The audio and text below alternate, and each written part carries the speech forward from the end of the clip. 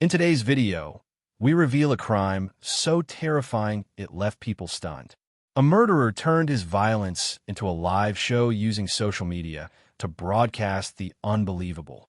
On November 10th, 2022, a group of fishermen worked in the port of Huacho, a city in Peru's Lima region. In the middle of their routine, they were attracted to the group of scavenger birds that were nearby. As a result, they decided to investigate it. What they discovered was terrifying. A finger that had been severed and was still wearing a silver ring in the sand. Even scarier discoveries were made nearby. More remains have been scattered around, their organs having been extracted on purpose. Almost impossible to comprehend, a series of terrifying finds in Peru revealed the dark side of human trafficking and the terrible lengths people will go to meet this demand. Blanca was searching for love online, but what she discovered was a nightmare in real life. Before we continue, I'd love to know where you're tuning in from. Whether you're watching from home, work, or on the go, drop your city or country in the comments below. It's always amazing to see how far these stories reach. And if you're enjoying this deep dive into true crime, don't forget to like, subscribe, and turn on the notification bell so you don't miss what's coming next. Now, let's get back into the case. Blanca Arellano Gutierrez lived in Mexico City and was 51 years old. Being very close to her niece Carla Arellano made her a very important part of her family.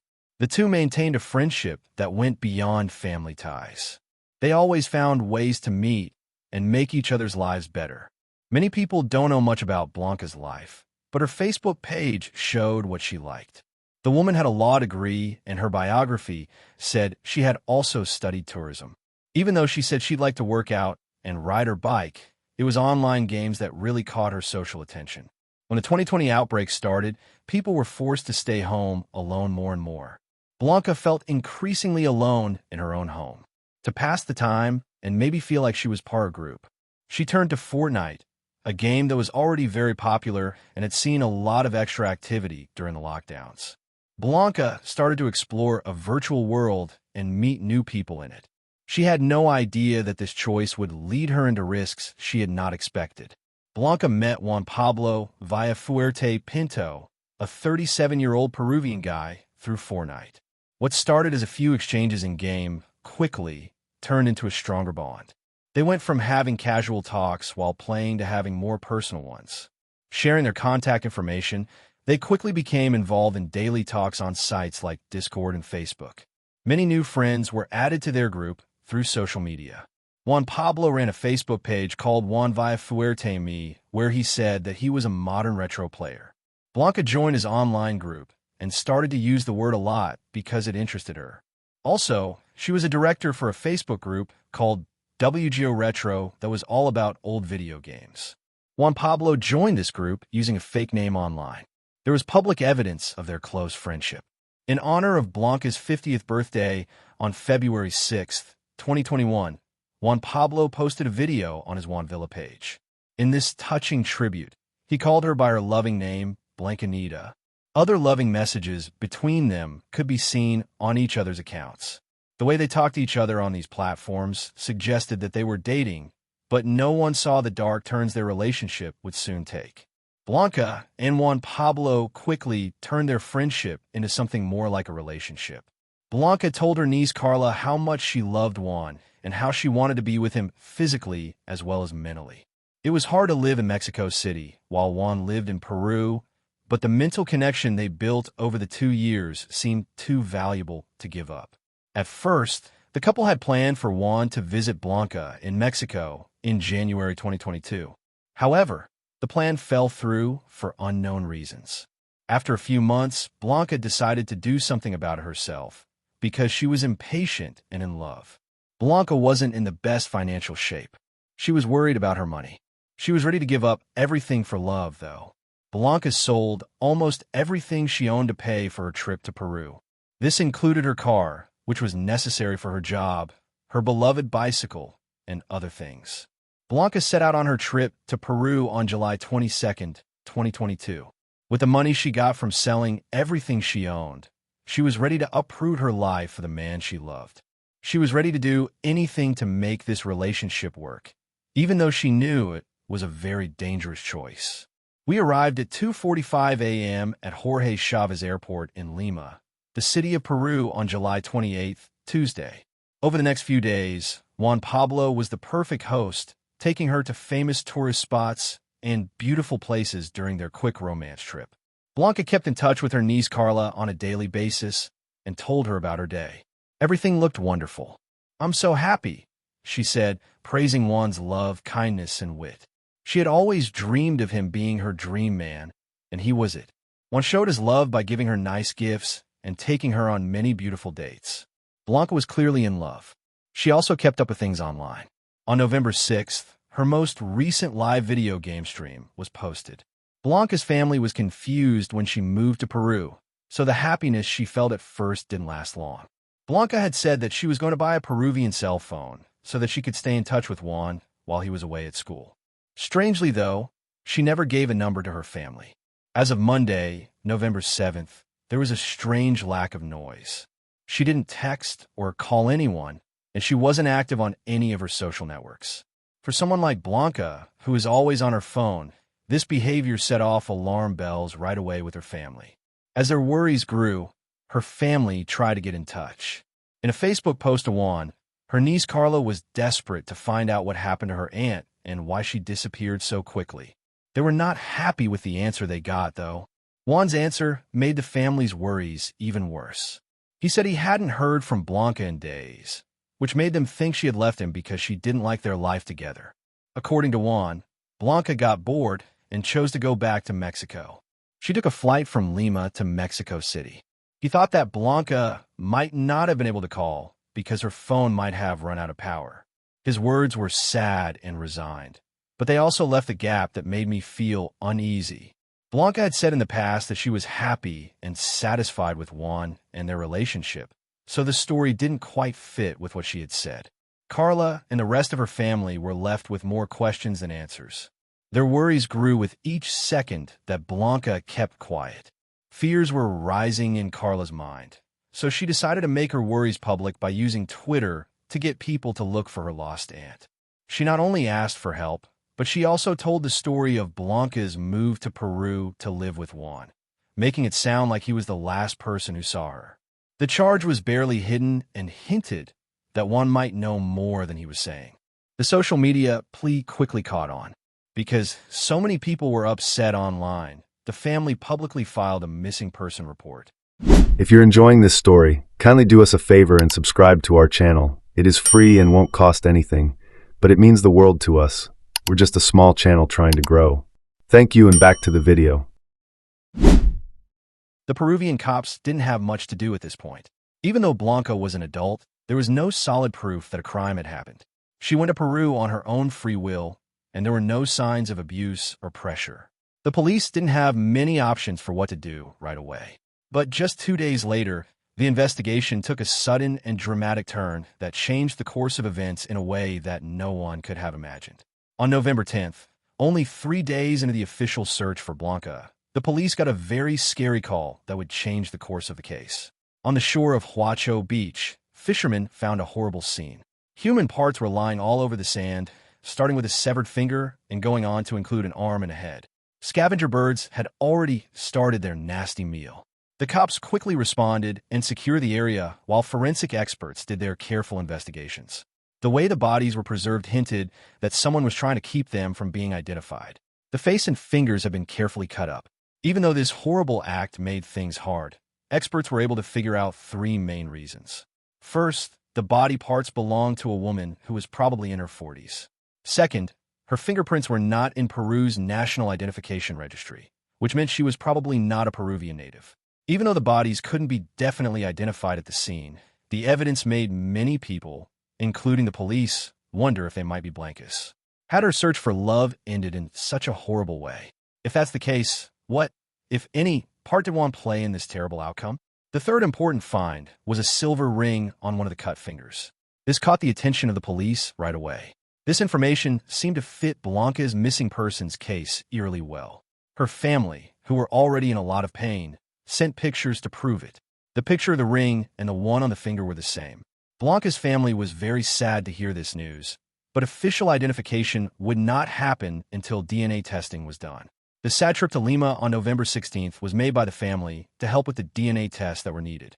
At the same time, the important questions remained. Who did this horrible thing, and how did they do it? The most popular idea was that the murder happened somewhere else, and the body parts were then dumped on the beach. Then on November 11th, another shocking finding was made. At the dry riverbed mouth at Tortugas Beach, cops found a torso that had been cut off from the same body that had been found days earlier. Quite horrifyingly, all of the parts inside had been surgically removed. The person who made those cuts must have known something about medicine because the job was well done and clean. One had been learning to be a doctor. This macabre detail made detectives work even harder to figure out what was going on. By November 12th, the public's attention had clearly turned to Juan Pablo, mostly because of Carla's tweet.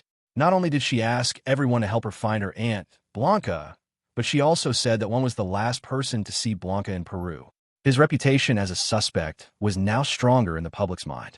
Juan Pablo tried to avoid these accusations by posting about them on social media. He told her that Blanco was homeless in Peru and that he was a nice guy who could give her money and a place to stay. He also denied that they were dating, saying that Blanca was crazy and that she was just making things up with Carla. But SW quickly shot these claims down. There was a heated argument online between the two people. Carla firmly supported her aunt, while Juan Pablo did everything he could to avoid taking responsibility. The public prosecutor's office moved quickly when they saw that the situation was getting worse and people were not cooperating. On November 13th, they said they were going to speed up the probe by going to Huacho. Here they would get more information and officially ask Juan Pablo to come in for questioning. He went to the Criminal Investigation Department on November 14th. He kept up his stern attitude and used his right to stay silent, refusing to talk to the police. He did say, though, that he wasn't seeing Blanca romantically. Aside from Juan and Blanca, other people who lived nearby were also talked to. It was confirmed by their owner that he and Blanca had been dating for a few months, and other neighbors agreed with this. A woman from the same building also said that Juan had bought big black trash bags from the store a few days before Blanco went missing. This makes it possible that the bags were used to move the body. The prosecutor in charge of the case didn't give up when Juan tried to avoid being caught. He did what seemed like the next obvious thing to do. He looked into Juan's home, which he shared with Blanca. In the afternoon of November 15th, the police searched Juan's flat very carefully. They found a Mexican flag, women's clothes, suitcases, and hairpieces. While they were searching, the most obvious sign of trouble was blood in several places in the flat. After that, the very bad pictures were shown to the media and then to everyone else. There were luminol tests which show that blood traces can be seen even after cleaning attempts. These tests showed that even though he tried to hide what he had done, blood was still visible on many surfaces. The bed, the floor, the walls, the kitchen, the bathroom, the laundry room, and different things like knives, bags, and other tools were among these. The serious things that were found in his house made it clear to both detectives and the public that he had a lot to do with Blanca's disappearance. The blood proof and Blanca's personal belongings found at the house made it impossible to deny that one was related to her. This put Juan's lawyer in a tough spot. The DNA tests on the blood and hair samples had not yet come back, but there was a lot of other proof that pointed to the same person. The Peruvian government issued an arrest warrant for Juan Pablo in the afternoon of November 17th. Pablo was the main suspect in the disappearance of Blanca. One had already left, though. The situation got even more confusing when it came out that he had an identical twin. This made the victim's family and the police worry that he might pretend to be his twin and let the real killer get away with it. Luckily, Juan Pablo was found by the National Police later that same day in a part of Villa El Salvador, an area in the south. He was in the house where he lived with his new partner. While he was being arrested, the police asked him if he knew there was a warrant out for his arrest, which he flatly refused. He also said again that he had nothing to do with Blanca's disappearance. He was then taken to the main office of the National Directorate of Criminal Investigation, where he was detained for the first 72 hours.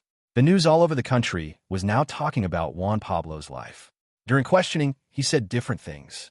He said he had nothing to do with Blanca and wasn't in the area where she went missing. He told the judge that the case was making his family and schoolwork worse. In his defense, he said he wasn't guilty, wished the victim's family peace, and told the cops to find a real killer. Investigators found some disturbing videos on Juan's TikTok account that showed human parts, specifically a brain, a stomach, and a pancreas.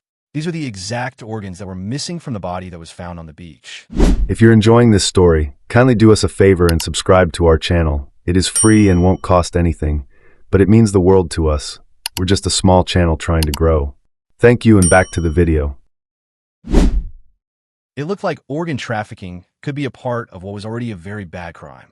The media also claimed that a medical professor said he should be kicked out for allegedly trying to trade human organs. Juan Pablo bought chemical cleaning products on the day he said he was at his other home, which was not near the crime scene. The last thing he looked up on Google was how to restart a cell phone, which suggests he was trying to clean and erase a device.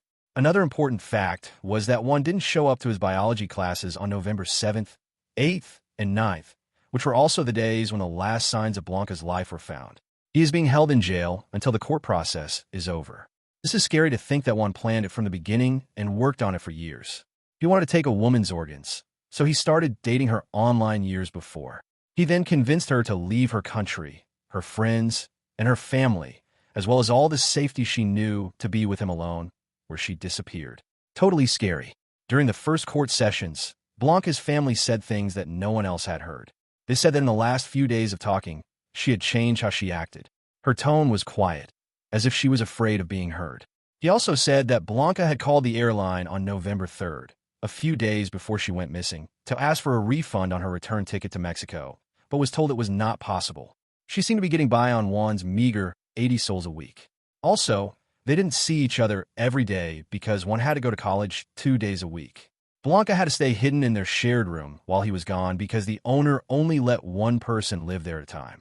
It was clear that their living situation wasn't working. The lawyer also showed new proof. Bleach and a different cleaner called Penol were discovered in Juan's bathroom. The prosecutor also said that the body that was found had exact cuts where the face and other important organs had been taken out. Someone with medical experience would have been able to do such a precise surgery. Juan used the chance to protect himself, saying that he was being picked on because he was studying medicine. His story was that he wasn't in Huacho during the time Blanca went missing. Juan said that his TikTok channel was only meant to help other students with their tests, not the scary videos.